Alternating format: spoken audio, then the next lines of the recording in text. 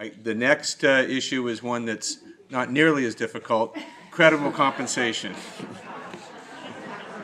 doing this one too, but we'll touch bases about what document. Okay, I'll stick around till the break, Okay. and then I'll probably take off, Okay. just in case there's questions. So you guys are stuck with me for a couple more minutes. Now I'm switching gears to credible compensation. Just so you guys know, we will take it back of looking at the document, what would be helpful, and that was kind of part of what we wanted to get, is what was helpful with the matrix and what we could do to improve on that. So I don't want you guys to think we don't have a to-do. We have a to-do, and we will be working on that. So we will not be giving you a guide for credible comp, Francis, sorry. I just have a couple quick things I wanted to touch on for credible comp regulations, and then if you guys have questions, I'll be happy to answer whatever questions I can. So like I said, there was a transition that happened, I believe it was April 6th, where these types of questions come to my team now. So we have a team that's designed to answer questions on credible compensation, credible service, CalSTRS issues. So we do have that mailbox. Again, it's MAS training and TRL. It's all one word at calstrs.com. We have a toll-free number as well, and this was an announcement that was on the toll-free number is 844-679-7833, and you may have talked to some of my staff, and they're giving out their direct line. You guys can always contact me. So we are here, so we are providing, consistent answers to you guys. So I did want to say that, and then there were just a couple things. So with the questions kind of transitioning to my team, I've been able to kind of look to see what some of the questions are, and maybe there's some things that I need to touch on. And one of them was, so there is a provision in the regulations, and it has a date of January 1st, 2016, and I think there's some confusion that some people are seeing that date as they have leeway to get in line with the regulations, and that is not the case. The regulations were effective January 1st, 2015. What that January 1st, 2016 date is speaking to is it's under the part of the regulations that talks about restructure of compensation. And what it says is if you restructure compensation prior to January 1st, 2016, and you're outside of your normal negotiation timeframes, we're not going to view it as inconsistent for that specific item. Now, for that specific scenario. So we're not going to say, oh, Francis, your district did it out of normal negotiation timeframes. It's automatic inconsistent. Now, after January 1st, 2016, if we're looking at restructure of compensation, it should be during your normal negotiation timeframe in order to not meet an inconsistency check. Now, districts are free to negotiate whenever they want. If they want to negotiate on a daily, monthly basis, we're not saying you can't do that. What we're saying is if it's outside of your normal negotiation time frame, we will look at it for inconsistency purposes. So I just wanted to clarify that to make sure everybody understood that it's not a year leeway to get in line with the regulations. Regulations are currently in effect. So that was the one. And then the other one I wanted to talk about was one of our favorite subjects, outgrowth. So I know last time I was up here, there was like confusion about outgrowth. So I just want to touch on that too. Right now, we're saying report outgrowth as you've been reporting outgrowth as far as what we talked about last time was, well, when do they have to perform the credible service for it to count as outgrowth? So what the law says is somebody has to be performing credible service, and then if they're performing outgrowth, it has to be associated with the performance of credible service. So if they're performing credible service within that fiscal year and you have outgrowth, report the outgrowth. Now remember, the outgrowth you are still subject to 22115E, which tells you what rate to use for that. So you do have to abide by that. But when I'm saying as far as do what you've been doing, if they've coached and they haven't reported, if they haven't taught yet, you can report that outgrowth assignment to us.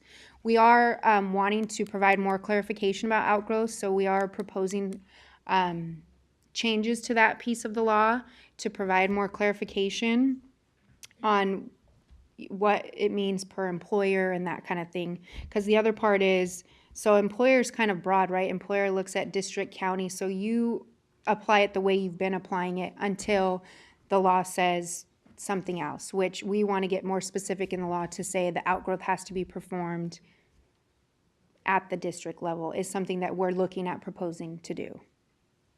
So I just wanted to touch on that as well. So continue doing what you're doing with outgrowth until the law has changed. Francis?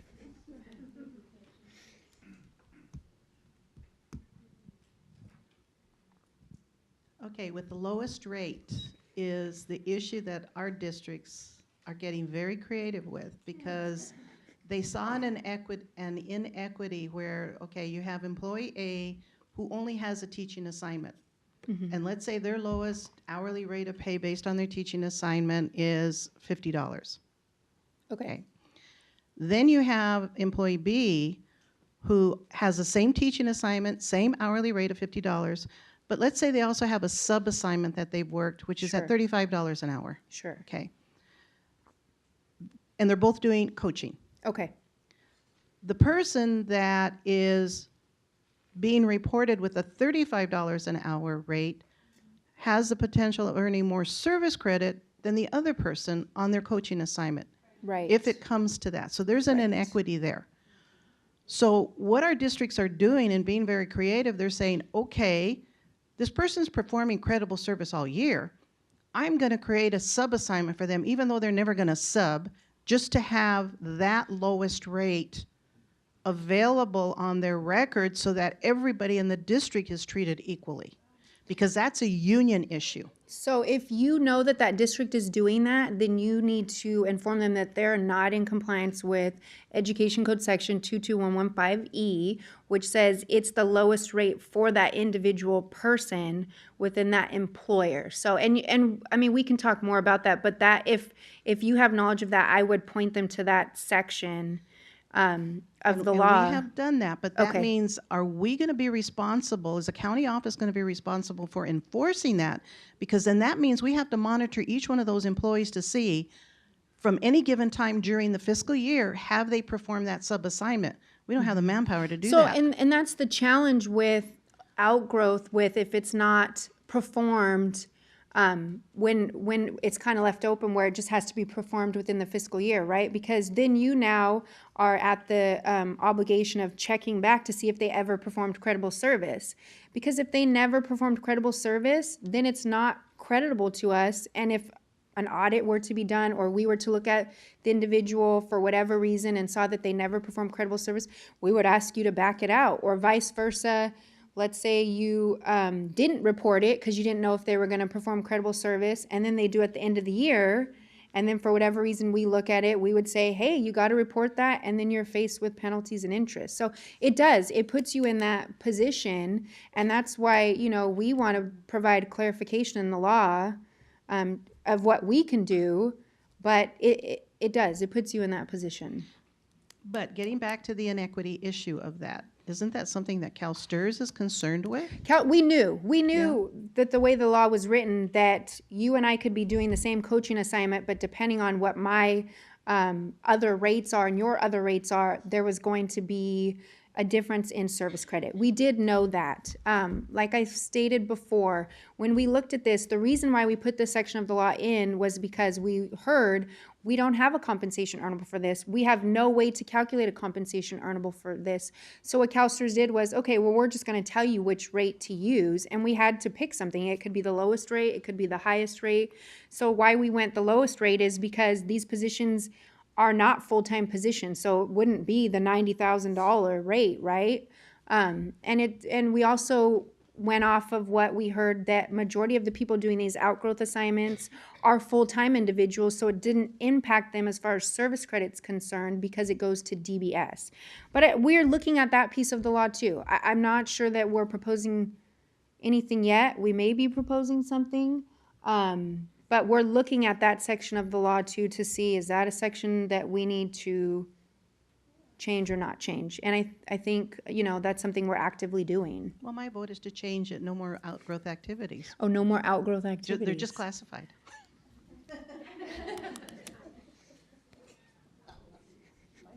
Thank you for your vote.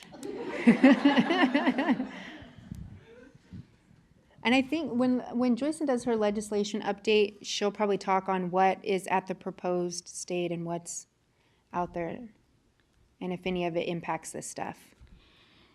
So Yes. back to the pay rate, and I know you and I have had several conversations about this Yes. for community colleges and all the different scenarios, because for us, our pay rate for a member is determined by taking their hourly rate and multiplying it by the appropriate base classification hours, which Right. is different for lecturer, different for lab, different for allied, non-credit. So when somebody does this kind of work, unless it's a full-time instructor, it's a different story. But a lot of them are adjunct faculty. And at the time they do the work, we don't know what their lowest. So are you considering the lowest pay rate as what is converted? Because the lecture hourly rate is always going to be the highest hourly rate that they earn. But the conversion factor converts it into a lower annual rate than a lower pay rate with a higher base hour.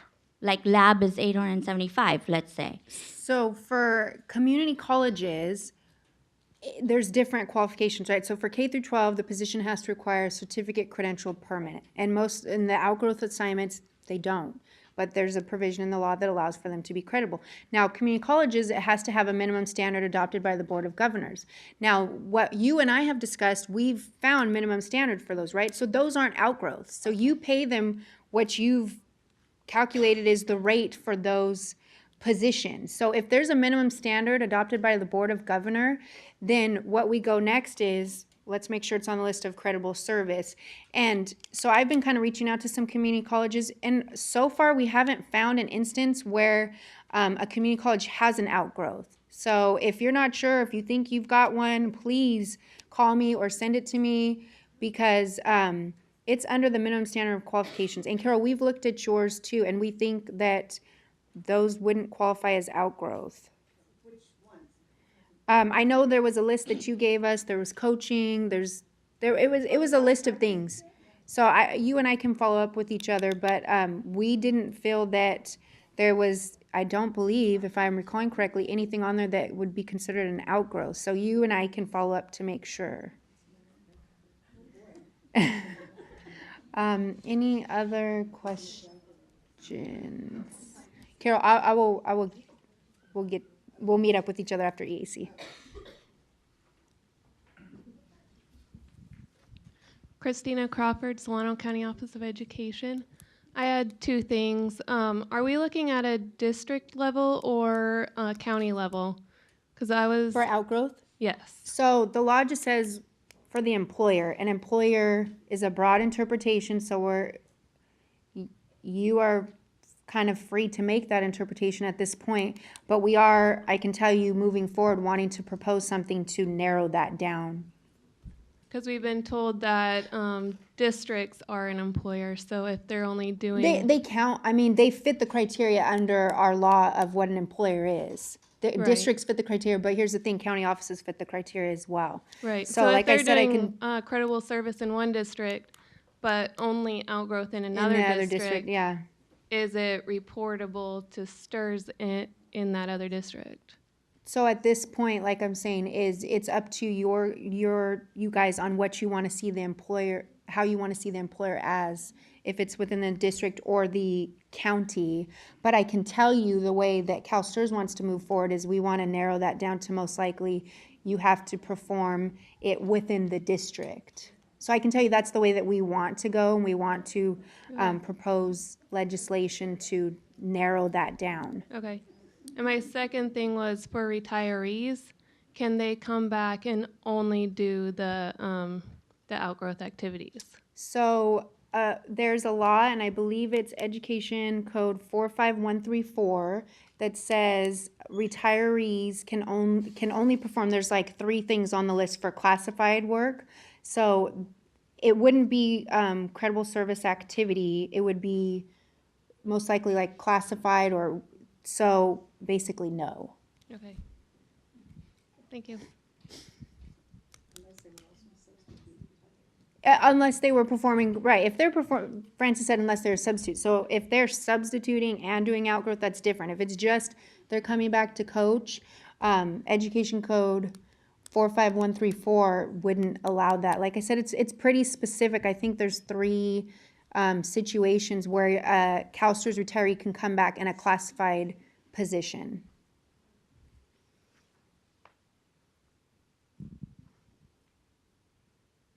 Hi, Grace Finley with Fresno County Office of Grace. Ed. Hi. We have a few districts in our county who have on their salary schedule where they say that any outgrowth activities or any additional work that teachers perform will be paid at like a $31 rate. Is that okay? Not for outgrowth activities, because the law is specific to say you have to use the lowest rate for the individual person within that fiscal year, within that employer. So Okay. if that happened to be, you have to pay them the lowest rate. So Okay. whatever, if they're kind of like Francis' scenario, if I'm doing it and I'm making $50,000 a year and that's all I'm doing, my rate for my outgrowth should be $50,000.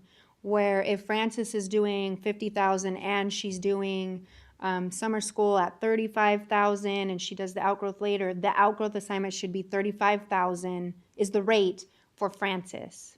As far as what the compensation earnable is. Now, as far as what you pay them, like a stipend or whatever, that's negotiated, that's not stipulated. What's stipulated is it's credible service, it's salary because they're doing something, so the law says you have to use the lowest rate for the compensation earnable.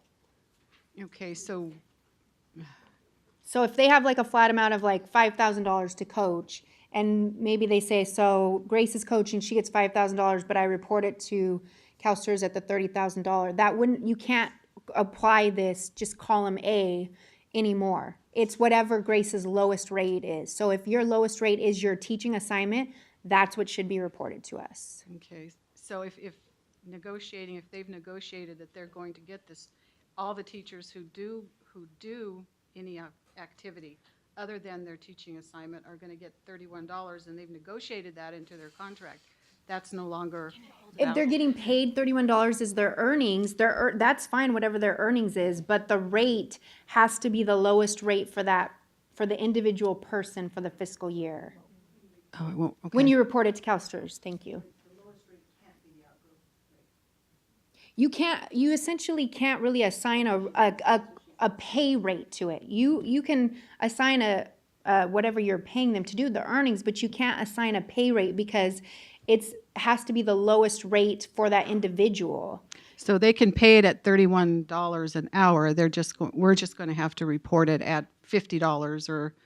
For the pay rate, yes. But Okay. the earnings would reflect the $31 an hour if that's what was negotiated. But the compensation earnable, the pay rate has to be the lowest for the individual member. Okay. Does that make sense? Yes. Okay.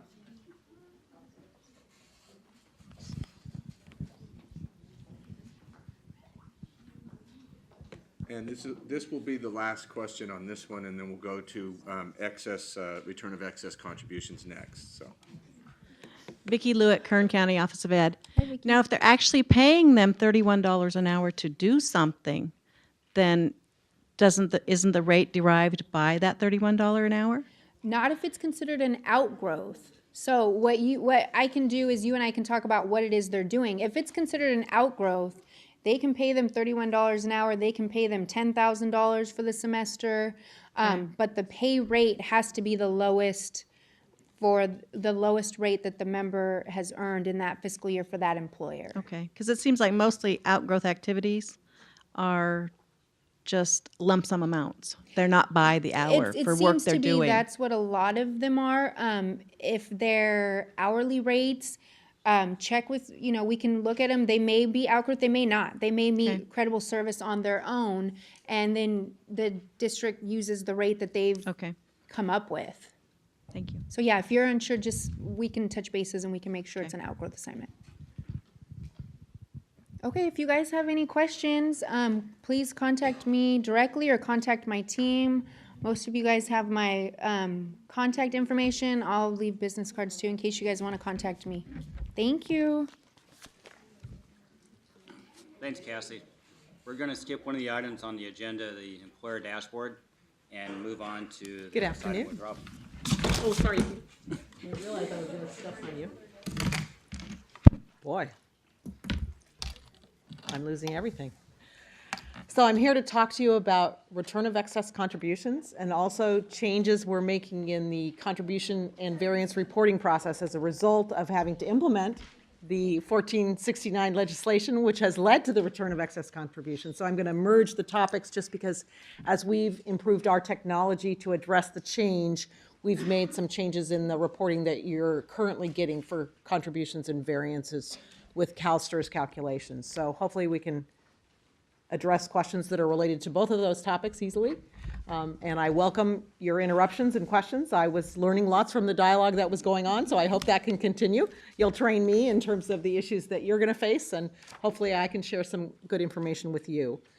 So all of this is the result of the passage of AB 1469, so I want to start a little with that overview, just to make sure we're all starting from that same point. We'll talk about excess contributions. We'll talk about what changes are coming from CalSTRS, the contribution reports, actually accessing those reports because we're moving them in terms of their placement within our technology framework.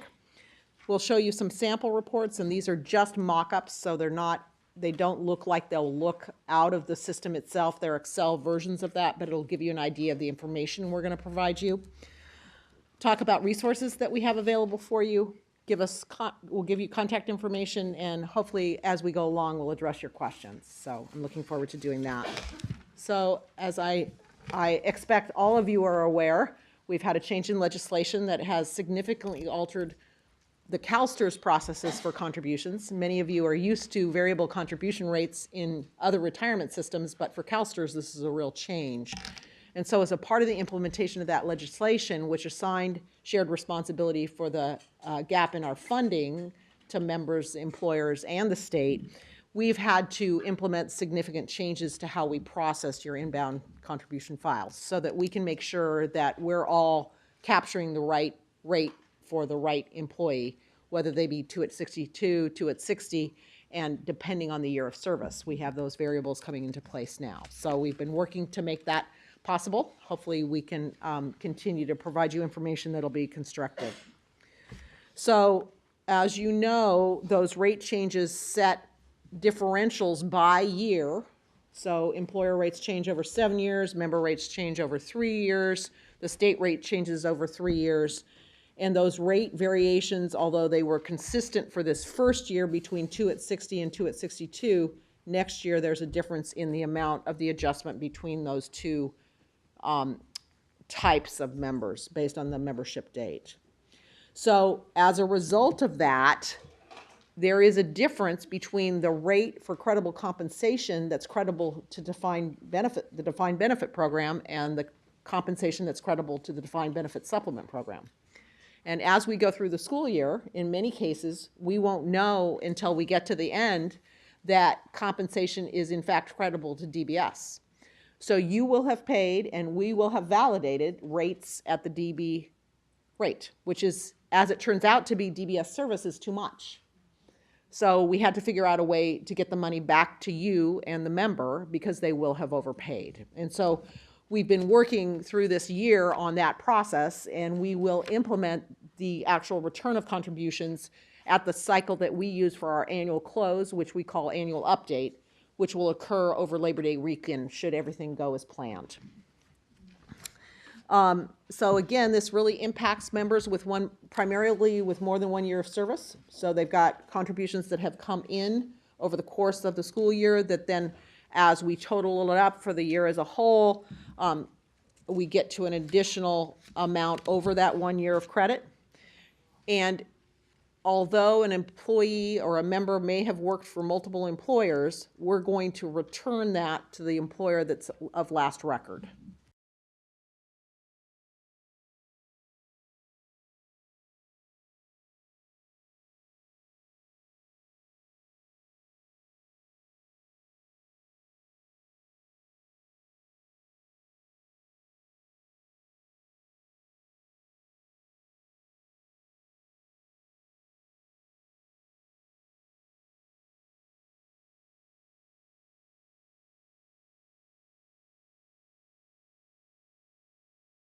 So I hear you.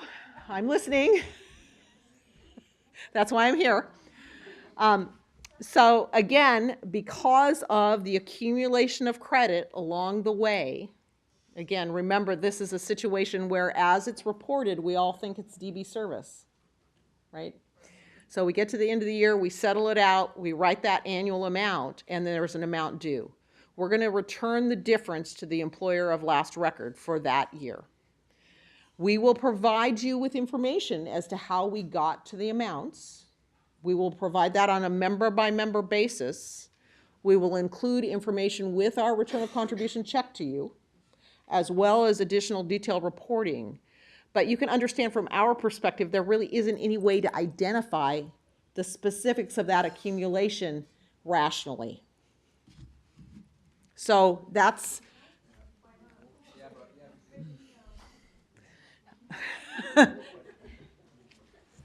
Go ahead.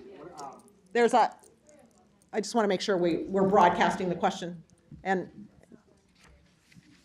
Hi. What about the employees that have concurrent employment? So in June, they're working 2 different counties. Like, we're in LA, we could have people working at 3. We have people that work at County 19, County 62, and County 61. How are you guys gonna handle that? Same in June. Sanjay, do you, I don't know that I have the answer to that logic question. I'm Broken down by each county in that month. Okay. by each unit for the stores and for each source. Okay. Each source will have their own report that tells them by each unit, Uh-huh. each person that worked in them.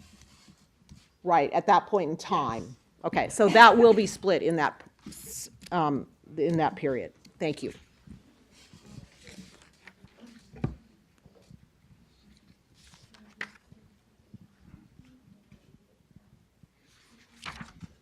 Francis from Lakeco. Okay, not so much the employee contributions, because that's money going back to the employee. How is CalSTRS going to handle the credit back? Are we going to reduce contributions on No. a current report? Are we going to get a check? How are we going to get? We're going to get a check. Yes, we So- will actually refund you the money. Okay, so the problem is not the member contributions, because we're just taking the member contributions out of the check, and it's not impacting the district. It's the employer contributions that are going to be an issue, where you have an individual working across multiple employers. Which employer is going to get the refund? So again, I understand your problem.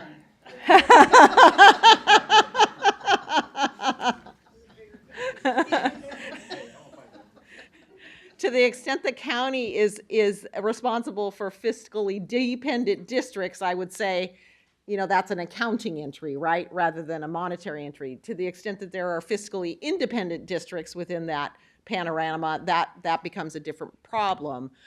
I would suggest to you that you need an accounting policy related to that. I'm not going to be able to make that decision for you. I will give you the information in terms of how much is coming back by member for both member and employer contributions. The dilemma is if there's a shared responsibility over a period of time for that member, as we talked about, the information I have won't help you. So we will give you member by member information on how much is being returned, both for the employer and the member contribution amounts. Okay, in the past, there have been issues on who's the employer. And in some cases, the district's considered the employer. And in some cases, the county office is considered the employer. So for returning contributions, yes, I think CalSTRS can say you're required to return the contributions to the member, because that's not an issue. But as far as contributions back to the employer, in that respect, can the county office be, or the reporting entity, be considered the employer?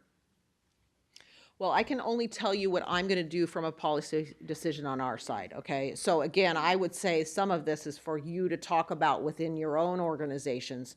And it's my job to let you know what we're going to provide you and the policy that we're going to use in reporting to you, and then for you to take that information and have a conversation within your own organizations about what that means. And to the extent that I can provide you information, we want to do that. In our record keeping, to the extent that a member has been assigned a unit number, we are going to associate them with that unit. If they've been assigned a unit number that's associated with a county, we're going to associate them with that unit number.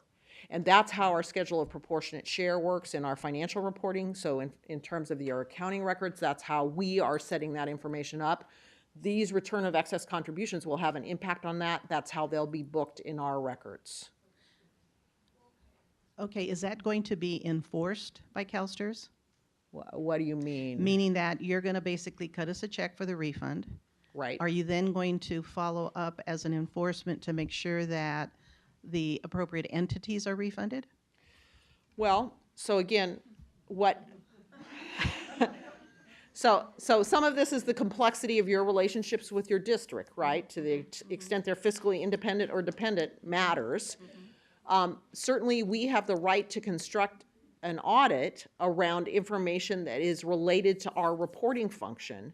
We would expect that employers and counties are operating with integrity and the money is going back to the right place.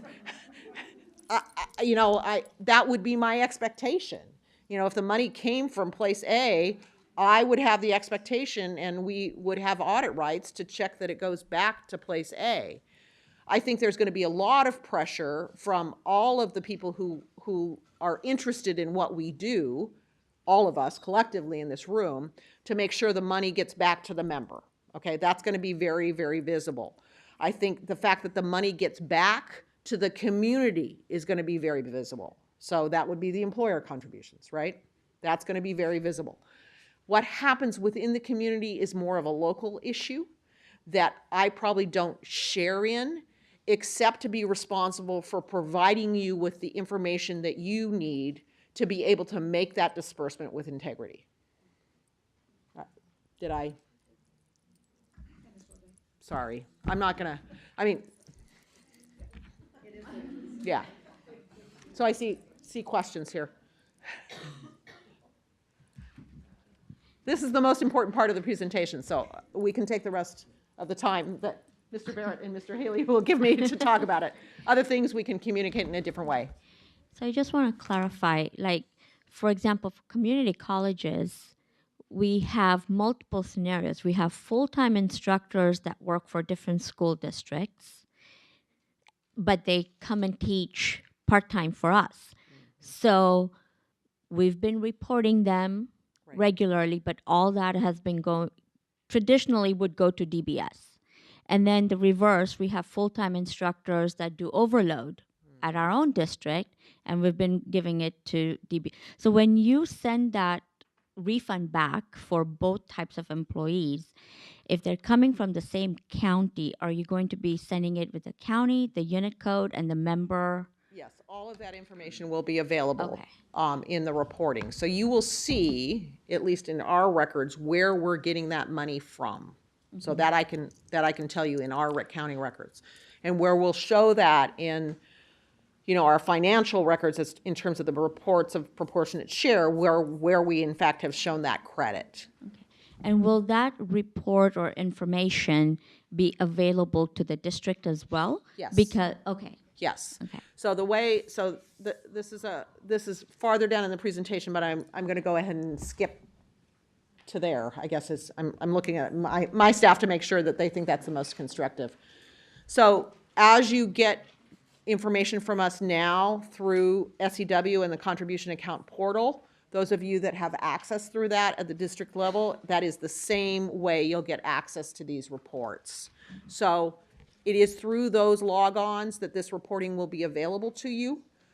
You will be able to run it for data that you have authority to see. If you're in the county, you're going to have authority to see all your units. If you're in a unit and you have been granted authority by your county through that access process, you'll have authority to see your data. So again, it's through the SEW contribution account portal process, same way. Another, sure. So if I'm understanding you correctly, for a member who works in 2 different counties, the last county that has earnings reported will receive the refund? Correct. Yeah. So again, think about it as a school year progresses. And again, I know there are nuances to your situations, and I'm probably making generalizations where there will be exceptions to, but in general, that excess service, things that aren't strictly reportable to DBS, where we can do the right calculation in the first place. Remember, this is coming from the accumulation of service through the year, and you get to that excess over 1 year at the end. And so that's the logic we've used, is that that's the return of contributions is off that last accumulated service. So in a situation where a member is working full-time in one district and then working a part-time position in another district, and the last earnings report, or I'm sorry, another county. Right. The last earnings reported are for the other county, or I'm sorry, for the district in which they work full-time. Well, so again, that- Rick had a question about where they work. Rick Duran from LAUSD had a question about if you're working in 2 places at the end, then we will be able to report that separately. Logically, if you worked in one place at the beginning of the year and one place at the end of the year, it's going to go back to the end of the year place. Right. I mean, that's really what I'm saying in general.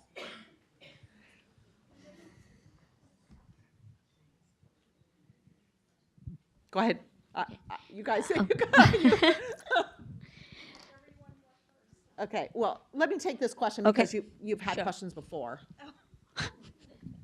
Okay, so my issue with this thought process is, and maybe I'm wrong, but my counties that I'm from Stanislaus, so San Joaquin to the north, Merced to the south of us. The beginning of the school year, they might work in one of those 2 counties. They did some extra duty in that county, and then my county, one of our districts, hired them for the rest of the year. Right. So you're saying that the overage would come to our county when it really should go back to the other county because the month they were over is their money, not ours. So we're going to benefit from the other county reporting more.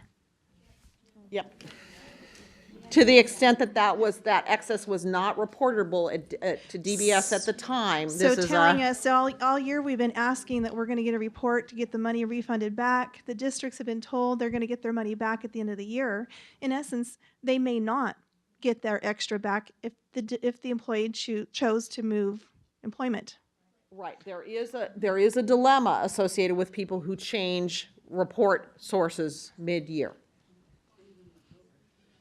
We don't have the capability to prorate that in a way that would allocate it perfectly. Now, you think about this in terms of millions of lines, you can understand the position we're in. Right, but if they're already being reported full-time each month, anything in that month for that county district should be able to be. Right, but again, the way the law works, what happens if they don't continue to work? Then they won't be over a year of service. And so, again, part of this is the reality of the constraints that that we're operating within in terms of plan design and negotiations and all that history.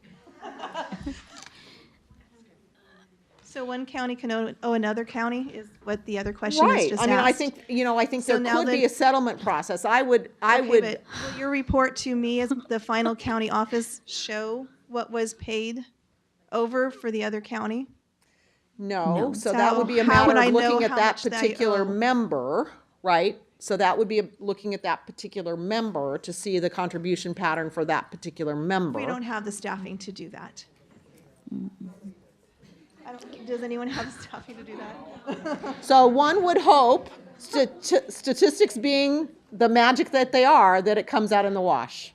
That there is a random movement that's complementary. Now, I know that's not, that's in any 1 year, that's probably not perfect, but that would be the logic associated with that, is that in general, that cross-pollination works evenly. Well, and I apologize if information coming to you previously was did not provide this kind of information. That's all I can do is to say this is the best information we have at the time. Some of this is new, obviously, for all of us. So my experience with new things is that when they're new, they present challenges. We get used to lots of it, and then we make improvements to it to make it less onerous, and I'm sure we'll experience that with this. I appreciate your questions and concerns. I think this is the kind of dialogue we need to have to make sure that we are moving in the right direction. I hope that what we're providing you from a detailed perspective will give you enough comfort that you are getting back money that was in fact remitted to CalSTRS in excess of what was owed. So I hope that we have the integrity to share that with you. I understand the dilemmas, and I think as we experience those dilemmas, there's probably some additional reporting we could develop to help, should that pose the kind of problem that warrants that solution. So I have a question. Sure. On right now, if we can see if somebody's working full-time, part-time, all the records flow. So if you have the record that somebody's been working concurrently for 2 different counties, full-time here, part-time here, why, and if, so they work all year long, but during the last month, they don't have that part-time work. So the refund that should really come to that part-time employer is going to go to that full-time employer, but you have the record that they've been earning full-time at the other district, so everything that the part-time has been reporting is moving over to DBS. So why is the process not refunding the unit source and the district sources that are getting moved to DBS? Because you're not keeping the part-time work for credible compensation and final compensation calculations. So what I can tell you is not going to be a good answer, but what I can tell you is, given our constraints at this point in time, that money is going to get merged together for this settlement process that happens annually. So that's how it's looked at. The machine looks at it that way and says, okay, this is in excess. If it wasn't reported specifically to DBS, it's going to calculate that first year of service. Then it's going to bring back the excess into the DBS account. And so part of this is the reality of the kinds of capabilities we have at this point. Again, what you said is that we would provide you with that lump. There is the visibility at a member level to see that. I don't have the manpower, person power, machine power. I'm exceeding my machine's capability in some instances, given the volume of lines we're talking about, to split that for you at this time. No, but is that going, so if the person has, are you going to stop at 1 year of service credit at that person? When you're looking at what goes into the DBS account and what's going to get reported, are you looking just, chronologically down and say, okay, it stops right here, so everything after this, they've reached 1 year. So that calculation, the looking down, could include pay rates for the part-time because you're accruing service credit, and that can screw up the final, is that going to screw up the final compensation for somebody who's working full-time and part-time? So this is beyond my area of expertise. I'll just say that. How about that? Right, so it's not, so I'm Valerie Ferris, I work for Peter, I'm a member of Account Services. So it's not gonna impact the DBS transfer. We don't do it chronologically. Because members are entitled to have the highest final compensation possible, the service credit associated with the highest pay rates is what stays in DB. So if you're working, say, 5 jobs and it's December, does that make sense? Okay, so if you were working 5 jobs and in December you earned a full year of service credit, we don't stop at that point. We do it, as Robin says, at our annual update. We look to see what's service credit at the highest pay rates. We keep those in DB, and then the contributions on the excess go to DBS. So this isn't going to change that process at all. Okay, so that's good to know. Then why can't, at the end, when that excess is getting moved over, why isn't it that district that's reported that excess getting refunded instead of the last employer that has Right, to so if report I'm it? hearing you right, you want us to kind of churn through at the end of the year and figure out at what point did you reach a year of service credit, and then figure out who would get the excess contributions? No? So, The county or the district that is reporting everything that's going to DBS, then they should be the ones receiving the refund. Yeah, and so I'll let Robin address that, but I want to just add one more thing. So this is really similar to how we're doing the same process for if somebody goes over their earnings limitation for 2% at 62. If you have someone that's earning working 2 jobs. So you have a full-time job and you're doing some other assignment for 2 different counties. And let's say that additional assignment, you're really doing it at the beginning of the year and it's a high-paying job. So at some point, contributions aren't going to be due. So it's kind of the inverse of it, that Right. if you're doing that at the end of the year, the person who's the full-time employer is not going to owe contributions because at some point during the year, the person reached the cap, and what helped them reach the cap is a part-time job. So I Back think this is before. really similar to how we're doing it. It's Thank you. just new. Yeah. So, and I definitely appreciate where your questions are coming from, and I guess what I'm gonna say is, this is good information to have. It's not something that we can address at this point in time. So I'm not trying to shut off the dialogue, I just don't wanna set your expectations around the fact that we can shift it, because that's not gonna be feasible at this point in time. So it is set up logically based on that last employer of record.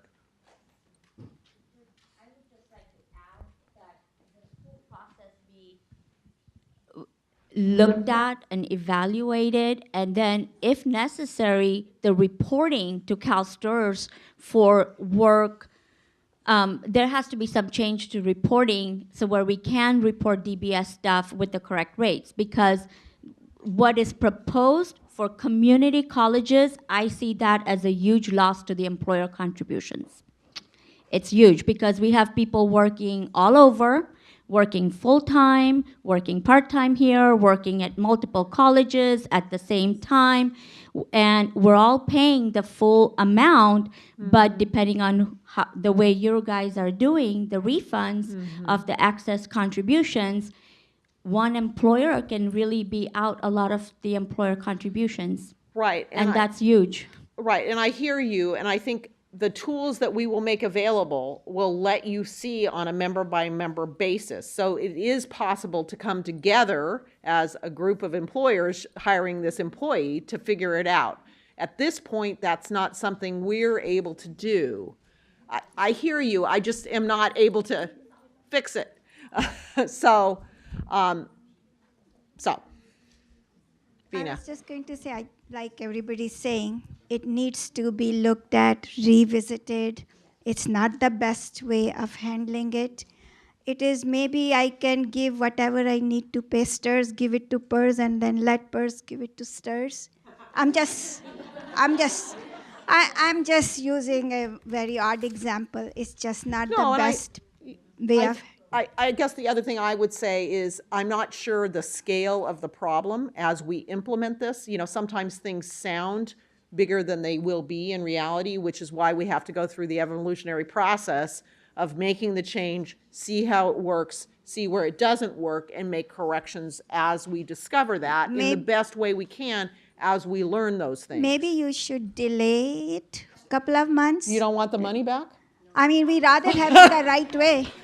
We'd rather have, you're not going to give us interest anyway. So again, I have a response. Well, so you guys, I mean, this you is are a not return giving, of contributions. You're not giving interest, and then you are giving more work to us. Well, Vina, and I appreciate where you're coming from. I guess I would ask you to think about your payroll in proportion. I understand the community college problem, but I would ask you to think about your payroll in proportion, and for what portion of your payroll is this really going to be a bifurcated, trifurcated process? And what portion is it not going to be that way? That's all I'm suggesting, is that there may be a balance there that you can find that really does settle this out in a constructive way. And I'm not saying that that's going to happen. I'm saying we have to see what it looks like. Right, and so let's pull up the, there are some reports. So we are giving you as much information as we have. And Robin, we're gonna move on with the agenda after that. And my suggestion is maybe we'll take part of this offline so I can kind of talk with you to possibly some options maybe with the transfer lines that maybe we can look at separately. Okay, so this is a summary of what you're gonna get with this remittance. So it talks about your business partner, your account with us, so that's a CalSTRS term that lets us link back to our records. We'll have a report source name, unit name. Okay. I don't know that we can blow it up any bigger than that. We'll post these documents, and we'll have reporting tools. This is in the process of development, so I don't have the actual reports for you, but we are going to lay out line by line what's in that check. And these are all downloadable into Excel, so you can then upload them to your systems. We'll try and make that workable for you. And I think we're all going to grow in experience with this. I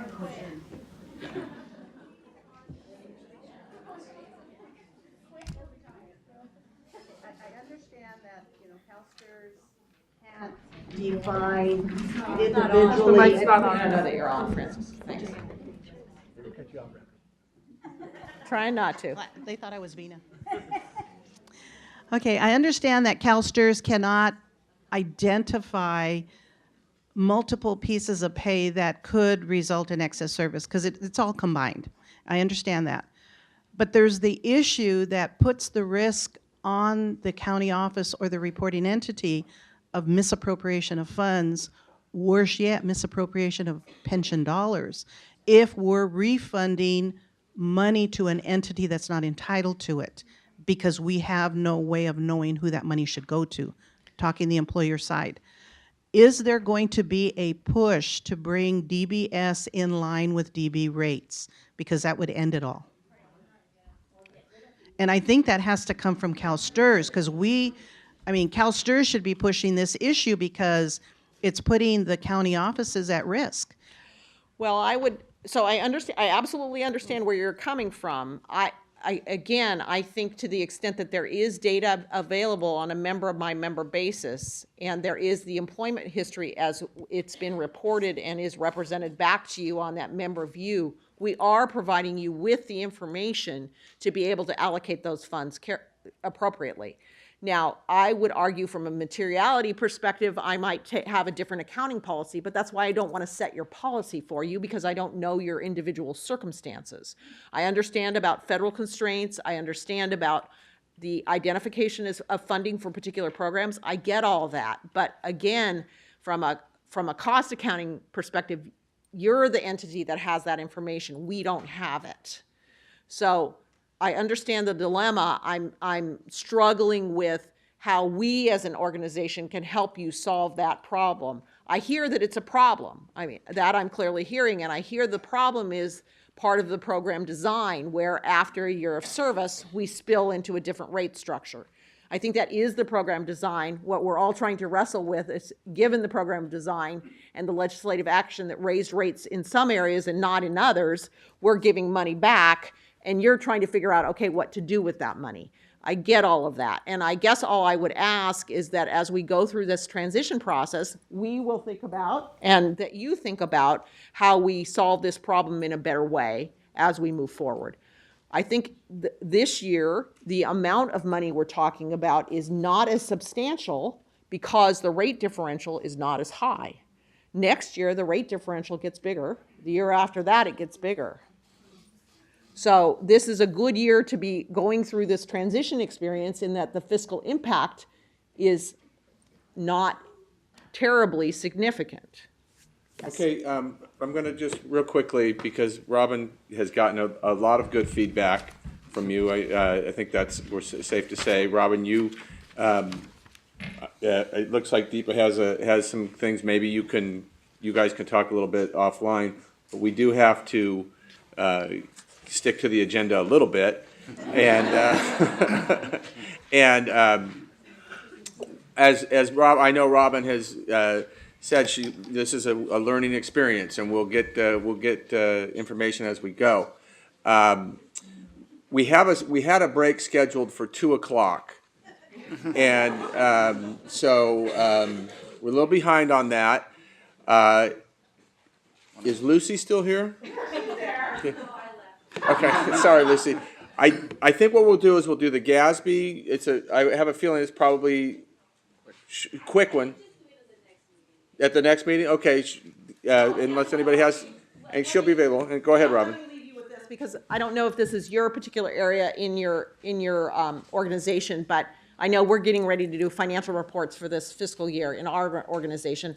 And I just want to emphasize that as you begin to consume the information that we have provided for you that is for your use with GASB 68, that we do have resources out on the CalSTRS.com site. We have contact information there. There are several recorded webinars. So if your financial services, fiscal services, accounting department has questions, please point them to that. And then if they have specific questions that they need to dialogue with us about what information needs, or your auditors need to dialogue with somebody, what we're trying to do is to put that information out in an electronic format. But if there are questions that we need to address, please let us know, and we will work with you on that. We did a presentation last week at CalCPA, so I know the auditors are starting to think about this, and I just wanted to make sure, that was the point, was to make sure that people knew that there was information on .com and that we're here to help you through that process this first time.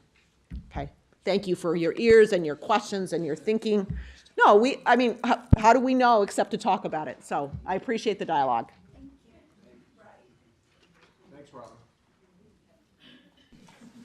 Okay, we are making a few adjustments to the agenda as we go. And one thing I want to do before we leave, because it's something I forgot to clarify at the beginning of the meeting.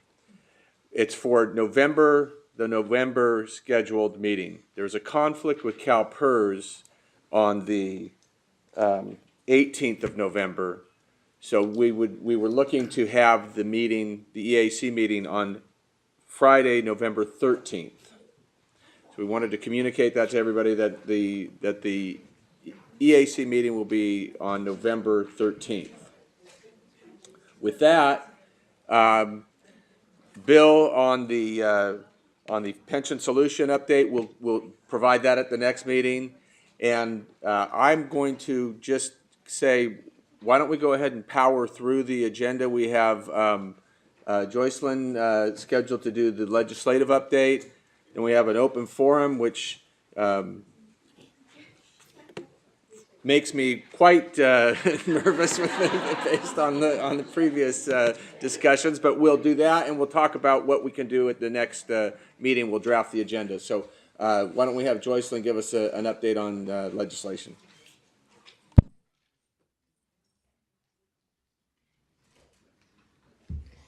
Good afternoon, Joycelyn Martinez-Wade with our Legislative Affairs Unit. And did you get the analyses in your packets for different bills? I don't think you did. You've got a matrix, which is on the goldenrod. I just want to let you know that there are analyses on CalSTRS.com. You go to About Us and you go to Legislation and Regulations, so that's where you'll find information, obviously, about those two things. But we do have analyses there for all of our bills, so you can get more specifics if you need them. On the matrix, I was going to focus on two bills that I think are most of interest to you, which is AB 963, and it's our sponsored bill that clarifies the definition of credible service.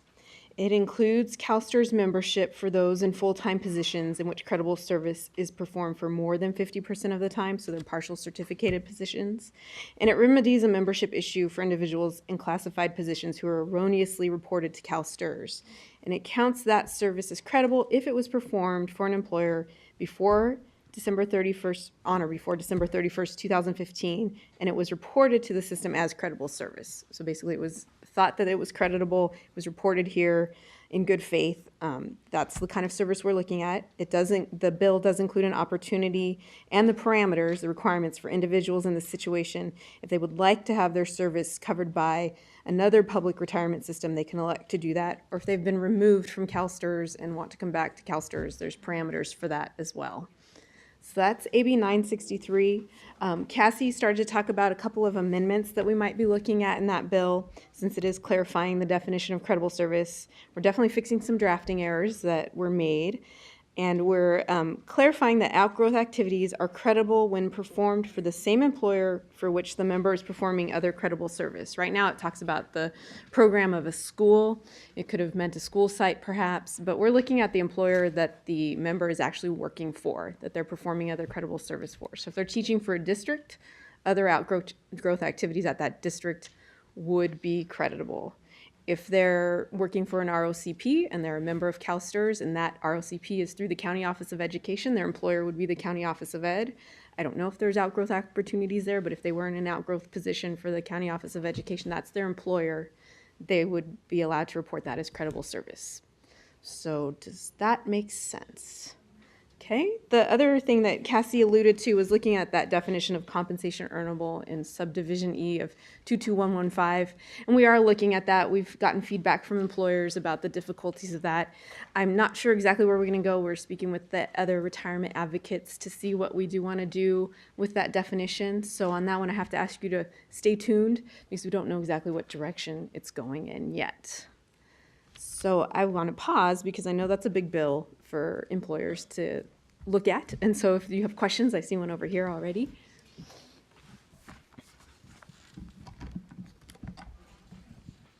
Yes. Do we have an estimated time of when that would go into legislation, go into law? The bill has already been introduced. Okay. It's in the Senate already. We're waiting for it to be assigned to policy committee. These amendments would go in probably in the early part of June, whatever amendments that are agreed to. And then it would, if it makes it through the rest of the process and gets signed by the governor, it would go into law January 1st, 2016. Thank you. You're welcome. Did I say 2016? January 1st, 2016. Okay. It won't be retroactive, I swear. No. I'll wait for the microphone. Excuse me. What happens if they have exactly 50%? Not that you can measure, but if More they than. have 50%. It has to be more than 50%. That's what the So if it's 50, language it says. will go to PERS. It depends on whether or not it meets their eligibility criteria. Yeah, if it's Because 50, if it meets 50%, because I It meets actually, their criteria. if it does meet their criteria, the portion of the work that meets their criteria would go to CalPERS. I don't know that they'd accept the certificated portion of the position. I'm not familiar with the CalPERS laws on that. Okay, thank you. You're welcome. I don't know what to say.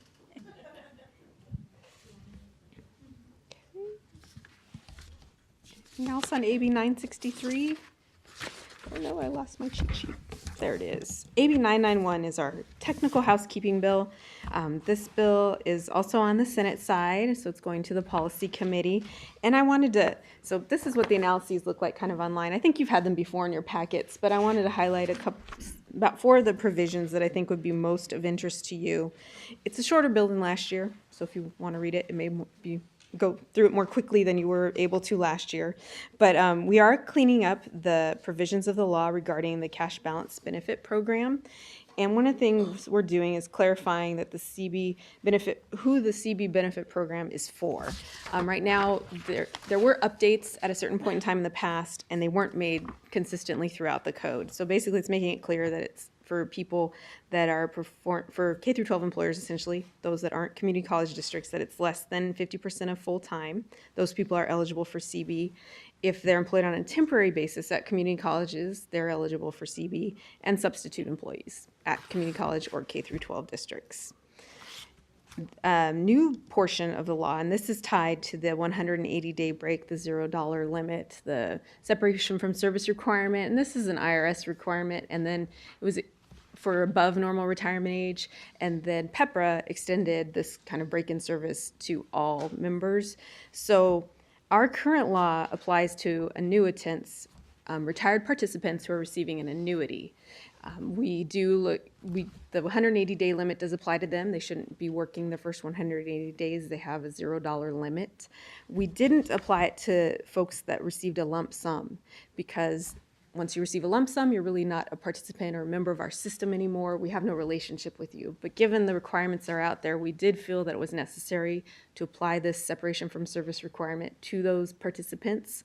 And so the way we're doing it is prohibiting a participant who receives a retirement benefit in the form of a lump sum payment from performing credible service during the first 180 calendar days after they retire, and by not distributing the lump sum until the 180 days have elapsed, and that if the person does perform credible service, that we'd automatically cancel the retirement application. So it's extending that requirement to those folks. Question? Question?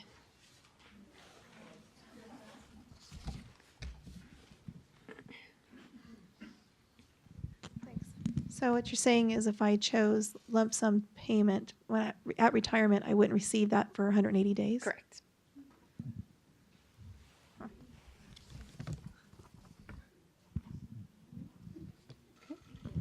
Any other questions on the separation from service retirement requirement? Okay.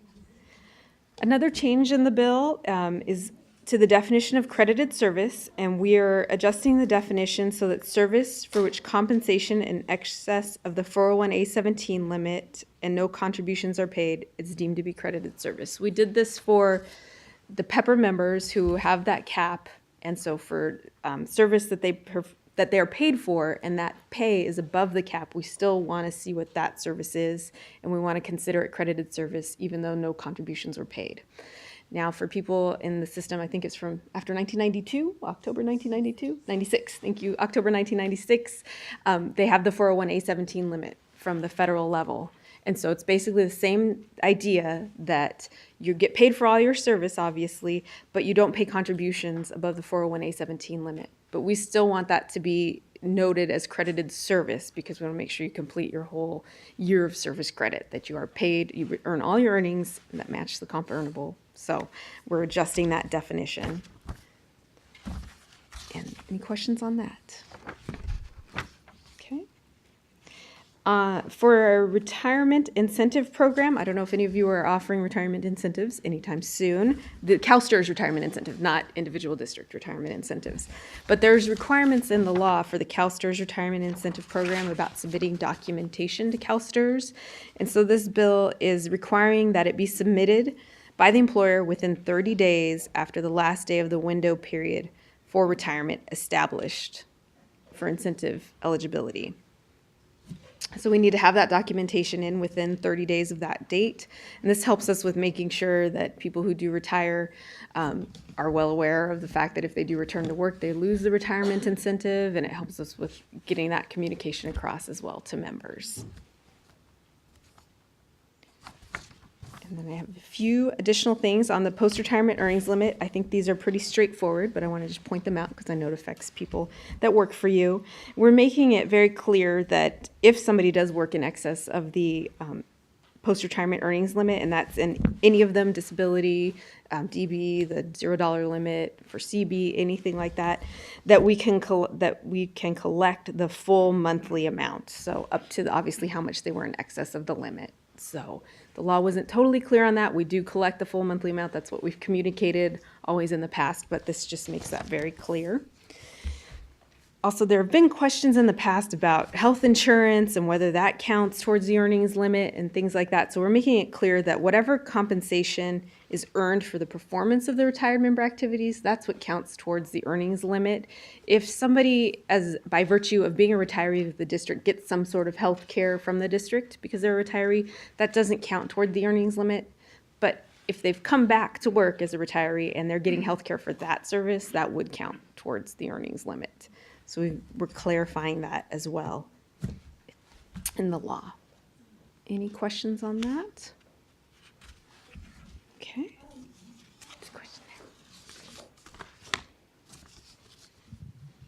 So maybe you're not the right person to ask, but if it counts towards the limit, does that mean that it counts toward the 180 days? Anything performed during the first 180 days, yeah, they would count towards the $0 Because it's earnings considered limit. compensation, Right. receiving compensation. Correct. And, okay. Correct. Great. And then in that it counts toward the 180-day limit, the $0 limit, if you will. It's also accumulating toward the post-retirement earnings limit for that year. Right. Okay. Good question. Anything else on that? Okay. And then as you're looking at the matrix, I don't know if there's any of the other bills that are catching your attention. I know we're running behind and I wanted to highlight the ones I thought would be most important to you.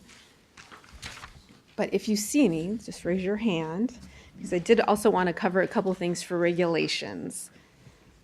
So the employer direct reporting regulations, which you've had a chance to chat about at prior EAC meetings, I want to let you know that they were noticed on April 24th, and we're in the midst of the public comment period. So it ends at 5:00 p.m. on June 8th. So if you want to submit any written comments on those regulations, you can do so.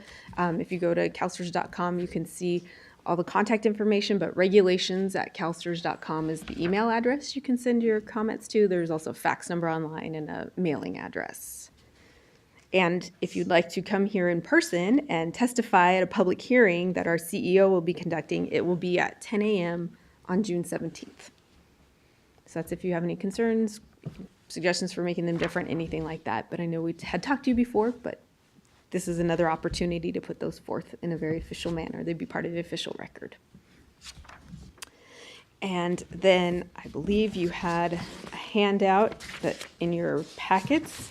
It was for discussion purposes only. But I wanted to bring to your attention that we're looking at amending the penalties and interest regulations. So we are planning to update those to be consistent with the new state contribution rate from the 2014 full funding bill. So we don't have the draft language yet, but we're working to present it to the board in June, so that is coming up quickly. But this sheet provides you with a lot of background on it, and it relates to penalty 3, if you're familiar with that title, or the extra late penalty. And it's for contributions that are remitted more than a fiscal year late. So it's after the March 1st in the year following the fiscal year in which they were actually due. And it was designed to recoup our lost state contributions because when reporting comes in that late, we're unable to include it in the annual state appropriation letter that we send to the state. So then we don't get our state contributions on those amounts that are that late. Currently, the penalty is a flat 5% of credible compensation, which essentially matched up to the state rate previously. But now with AB 1469, with the full funding plan, obviously, as Robin talked about, the rates are adjusting. And so the proposal is to have this penalty rate reflect the annual state rate in effect on the applicable March 1st. And we would have a 5% floor that would remain in order to recover the actual loss sustained by the fund and maintain the appropriate incentive to report on time. So that is the substantive change that those regulations would be making. I don't know if you had a chance to scan the handout in your packets, or if you have any questions or thoughts about that just off the top of your head. I'd love to hear from you now. And of course, this obviously will go through the same process that all of the regulations go through. So once the board has given us permission to undertake the rulemaking process, there will be a public comment period, written public comment period. And we may pre-schedule a hearing. If we don't pre-schedule a hearing, you can always ask for a hearing to be scheduled if you want to make verbal comments. So anything catch anybody's eye on the matrix? Okay, I'll be here for a little bit after the meeting too if you think of anything before you leave today. So, thank you.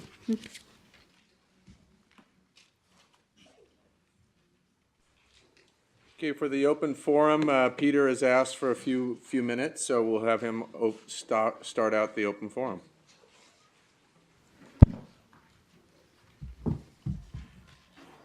Thank you, Tom. I think maybe we'll have you start chairing these all the time. Such a lively discussion we've had this time. I'd like to acknowledge someone today and publicly acknowledge them. They are retiring, and I appreciate all the years that I've worked with this individual. And so Pam Fowler, she's retiring from Sacramento County.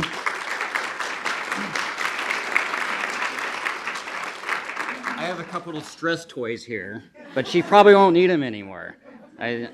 Too bad I didn't bring 200 of them in here. We probably could have used them today.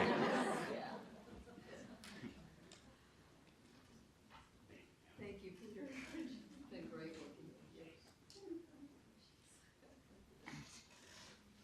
you. And with that, I'll go join Tom up the podium, and we'll answer answer any questions or start the open dialogue.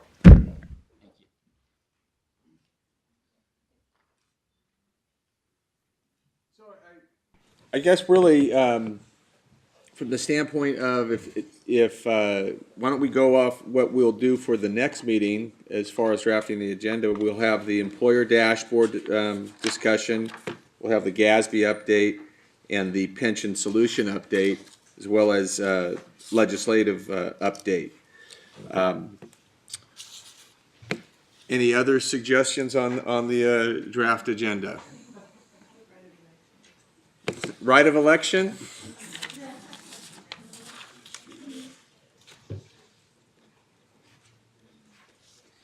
And on that, what would you like? Just kind of a update of where we're at on the matrix, if we're going to do a matrix, or okay. So right. And Vina, I'm sorry.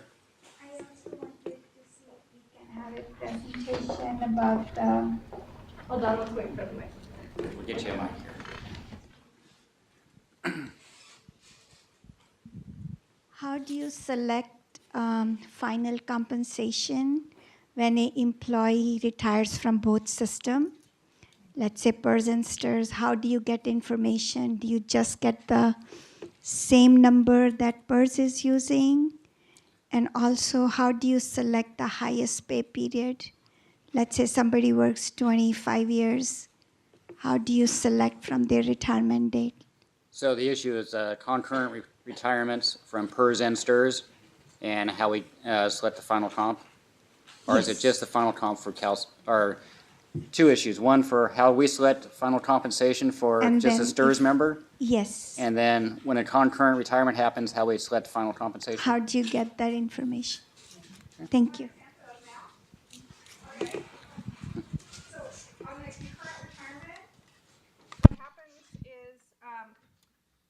Whichever system the person isn't currently active in, because if you're doing the work in both systems, you're not eligible for the concurrent retirement. So let's say someone's actively in CalSTRS and they haven't worked in CalPERS for a long time. Our service retirement department just calls CalPERS because the member indicates they're concurrently retiring, and we find out from them what their highest salary was. Okay, so let's say PERS uses 1 year final comp and the employee didn't have 25 years, you use 3 years. So you don't look into that calculation, you just take their number. We do. Okay, so and both sides do that. Okay, so you don't see whether they have 25 years of service and all? Well, we ask them if we need 3 years of service, 3 years of final comp, we'll ask them for 3 years of So final comp. then you recalculate your number, because No, PERS only calculates. So maybe just to be based on- clear, if someone is not eligible for 1 year final comp, we will call CalPERS and say, can you give us your 3 highest years of Okay, and that's what I wanna compensation for know. the member? Okay. And then in terms of how do we calculate final comp, our system churns through all of our data for the last 15 years, and it picks the highest 3 or 1 year for the So highest. you select by fiscal year or Yes. from retirement date, let's say? No, it's an average annual compensation earnable, so it first has to be figured out what's your average annual for the year, so that's the fiscal year. So our system does that, and then it says what's the highest 1 year or 3 years, whatever the member's eligible for, and it's all automated. Even though they didn't retire on July 1st, for example? Yes. Okay, thank you, that's what That was easy. Okay. Thank you, Valerie. No problem.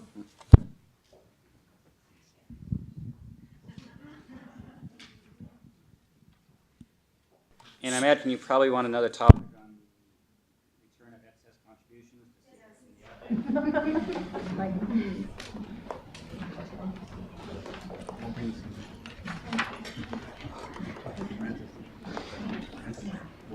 Well, that looks like it would be a pretty full agenda for next time. With that, do we have any other questions on the open forum, or were we ready to adjourn? I see that as we are adjourned. Thanks to the remote folks for sticking around. Thanks, everyone.